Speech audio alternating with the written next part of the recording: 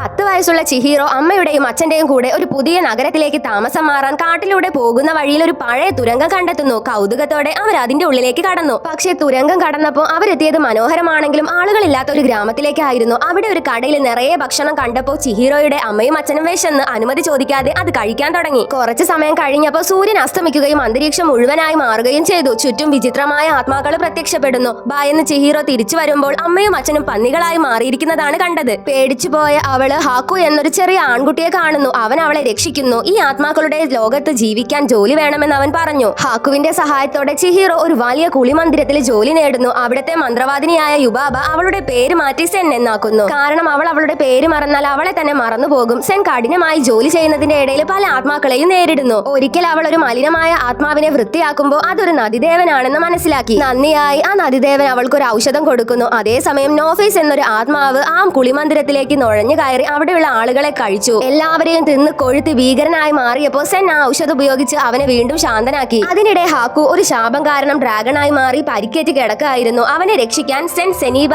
എന്ന മന്ത്രവാദിനിയെ കാണാൻ യാത്ര പോകുന്നു. അവിടെ ചെന്നപ്പോൾ അവൾ ഹാക്കുവിന്റെ യഥാർത്ഥ പേര് ഓർക്കുന്നു. ചെറുപ്പത്തിൽ ഒരു നദിയിൽ വീണപ്പോൾ അവളെ രക്ഷിച്ചത് ആ നദിയുടെ ആത്മാവായിരുന്നു. അതാണ് ഹാക്കു. അവസാനം യുബാബ സെന്നിന് വേണ്ടി ഒരു പരീക്ഷ നടത്തുന്നു. പന്നികളായി മാറിയ ഒരു കൂട്ടത്തിൽ നിന്ന് തന്റെ മാതാപിതാക്കളെ കണ്ടെത്തണം. ആത്മവിശ്വാസത്തോടെ അവൾ പറയുന്നു അവരിൽ അവളുടെ മാതാപിതാക്കൾ ഇല്ല എന്ന്. അത് ശരിയാണെന്ന് തെളിഞ്ഞതും അവൾ പരീക്ഷയിൽ ജയിച്ചു. അങ്ങനെ ചിഹിറോ വീണ്ടും മനുഷ്യരുടെ ലോകത്തേക്ക് മടങ്ങുന്നു. അമ്മയും അച്ഛനും ഒന്നും ഓർമ്മിച്ചില്ലെങ്കിലും ചിഹിറോ ആ യാത്രയിലൂടെ ധൈര്യവും ആത്മവിശ്വാസവുമുള്ള കുട്ടിയായി മാറിയിരുന്നു.